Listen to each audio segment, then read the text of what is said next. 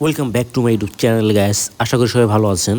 তো আমার ভিডিওর থাম্বনেল দেখেই আপনারা বুঝতে পেরেছেন আমি আসলে আমার বাইকটি টোটাল 10,103 কিলো চালিয়েছি। তো এই 10,103 কিলো চালানোর মধ্যে আমার বাইকের আসলে আমি কোনো কিছুই পরিবর্তন করিনি। হঠাৎ করে আমি দেখা যাচ্ছে যে 6 থেকে 7 হাজার কিলো যখন আমার হয়েছে, তো তখন আমি দেখতে পেলাম যে আমার বাইকের বল রেসারটা মনে হয় মানে চলে গিয়েছে আর কি, মানে ক্ষয় হয়ে গিয়েছে। আসলে প্রতিটা বাইকের 5,000 কিলোমিটার পর পর এই বাইকের যে বল রেসারটা আছে এখানে গ্রিস করা দরকার। কারণ বল রেসারটা যখন শুকনোর মধ্যে পড়ে যায়, আপনার বাইকের হ্যান্ডেল যখন লেফট সাইড রাইট সাইড যখন মুভ করে, তখন ওই গ্রিসটা ওখান থেকে ধীরে ধীরে সরে যায়। তো গ্রিসটা যখন ধীরে ধীরে সরে যায়, তো দেখা যাচ্ছে যে ওই সময় আপনার মানে ঘর্ষণটা বেশি হয় আর কি আপনার বল রেসারের মধ্যে, মানে বলের সঙ্গে। তো তাড়াতাড়ি বল রেসারটা চলে যায়। তো আমি আসলে এটি করিনি, না করে আমি আসলে একটানা বাইকটি 10,000+ চালিয়েছি, কোনো কিছুই পরিবর্তন করিনি। তো 10,000 কিলো চালানোর পরে আসলে বল রেসারের মানে প্রবলেমটা এতটা বৃদ্ধি পায় যে আসলে আমি সার্ভিস সেন্টারে না আসে আর পারি না। তবে সার্ভিস সেন্টারে আসার পরে আমার মানে টোটাল 6,100 টাকা আর কি, মানে বিভিন্ন যন্ত্রপাতি কেনা লাগে, মানে বাইকের এই জিনিসগুলো চেঞ্জ করাই লাগছে আর কি। তো এটা নিয়ে আমার অন্য একটা ভিডিও আছে, আমি এই ভিডিওটা আপনারা দেখতে পারবেন। তো আমি পরে এখন বল সেটটা পরিবর্তন করি, কারণ শোরুমের মধ্যে যে জিনিসটা আপনি পাবেন এটা হচ্ছে একদম অরিজিনাল। কারণ এইগুলো যন্ত্রপাতি দিয়ে একটা বাইক সেটিং হয়। তো আমার এই বলসারের প্রাইসটা নেয় হচ্ছে প্রায় 1,200 টাকা। 1,200 টাকা। আর হচ্ছে এটা একটা প্যাকেজ সার্ভিস আমি করি। সার্ভিসটি প্রাইস ছিল 850 টাকা। তো এই 850 টাকা যে প্যাকেজ সার্ভিসটা, এটা আমি করে নিই। আর এখানে আপনারা দেখতে পাচ্ছেন যে হাইড্রোলিকের আমার 2টা নাট নষ্ট হয়ে যায়।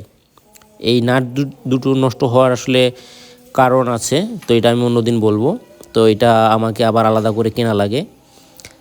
আর শোরুমের মধ্যে অবশ্যই আপনারা অথেন্টিক জিনিস পাবেন, এবং এইখানে যে যন্ত্রপাতিগুলো ইউজ করে আপনার বাইকটা মেরামত করা হবে, এটা লোকাল, আপনারা যদি লোকালে করেন আর কি, মানে সার্ভিস করেন, আসলে ওই রকম ভালো মানের যন্ত্র পাবেন না, প্লাস ওরকম টেকনিশিয়ানও আপনারা পাবেন না যেটা শোরুমের মধ্যে থাকে। কারণ শোরুমের মধ্যে একটি বাইকের সব ধরনের অস্ত্রই পাওয়া যায় আর কি, যেটা দ্বারা যে জিনিসটা খোলা যায়। যেমন আমি এখানে বল রেসারটি যখন পরিবর্তন করব, এইখানে আপনারা দেখতে পারবেন যে বল রেস লাগানোর জন্য যে চাপ ইউজ করা হয়, এই চাপটা আপনারা লোকালে পাবেন না সচরাচর, মানে কোথাও ইউজ করে না। ওরা কি করে, আপনার হচ্ছে হাতুড় দিয়ে পিটিয়ে পিটিয়ে আর কি আপনার হচ্ছে এই বল রেসারটা আর কি লাগায়। তো যেটা দেখা যাচ্ছে যে বাইকের জন্য মারাত্মক লেভেলের ক্ষতিকর। কারণ বল রেসারটা যেখানে বসবে ওইখানে যদি হাতুড়ের বাড়ি পড়ে, তাহলে দেখা যাচ্ছে যে ওইখানকার ঘাট যে আছে আর কি, বুশ যেটাকে বলা হয়, এটা নষ্ট হয়ে যায়। পরবর্তীতে আপনার বল রেসারের এমন প্রবলেম হয় যে পরবর্তীতে আর এটা মানে সমাধান করা অনেক চ্যালেঞ্জ হয়ে দাঁড়ায়। তো আমার এই বল রেসারটা আসলে ঘাট হয়ে যায়, যাওয়ার কারণে দেখা যাচ্ছে বাইকটা একদিকে আর কি টানতো, মানে বাইক চালিয়ে আসলে কোনো মজাই পাওয়া যেত না। হ্যাঁ, এই আপনারা দেখতে পাচ্ছেন এটা হচ্ছে টি সেটটি খোলা হচ্ছে।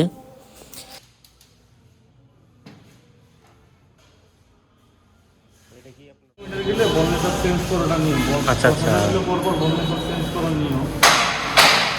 10,000 কিলো চলার পরে বর্নেসার একটু গ্রুপ করে যায়, বর্নেসারে বলের এগুলো ঘাট করে দেওয়ার কারণে হ্যান্ডেল টাইট হয়ে যায়। বুঝতে পারছি।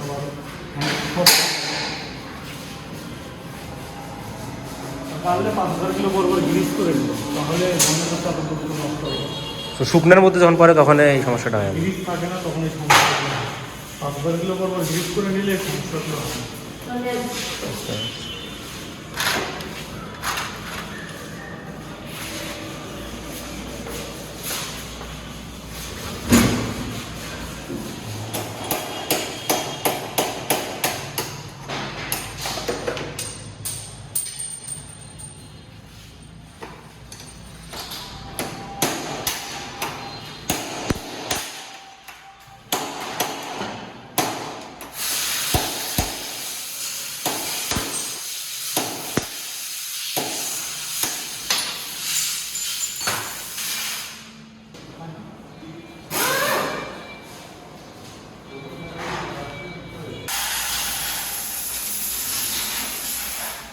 আপনারা দেখতেই পাচ্ছেন যে অনেক যত্ন সহকারে এখানে কাজগুলো করা হচ্ছে, তবে আসলে শোরুমের মধ্যে সব জিনিসের প্রাইসটা অনেক বেশি।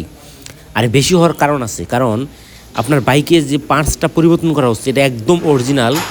মানে গাজীপুরে যে যন্ত্রাংশগুলো সেট করে একটা বাইক তৈরি করা হয়, ঠিক ওই যন্ত্রপাতিগুলোই হচ্ছে শোরুমে নিয়ে এসে রাখা হয়, যে যখন বাইকের যে পার্টসটার প্রবলেম ওইটাকে লাগানো হয়। তার মানে আপনি এখানে অরিজিনাল জিনিসটা পাচ্ছেন, এখানে কোনো লোকাল জিনিস পাচ্ছেন না।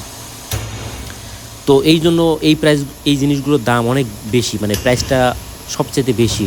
এটা আসলে অনেকে বোঝে না, কারণ ইন্ডিয়াতে এই বাইকগুলো তৈরি হওয়ার পরে ইন্ডিয়াতে অনেক কোম্পানি আছে যে কোম্পানিগুলো এই প্রোডাক্টগুলো ওরা লোকালভাবে তৈরি করে, অন্য কোম্পানি যেটা এই বাইকের সঙ্গে মানে বাইকের যে কোম্পানি আছে তারা ওই প্রোডাক্টগুলো তৈরি করে না।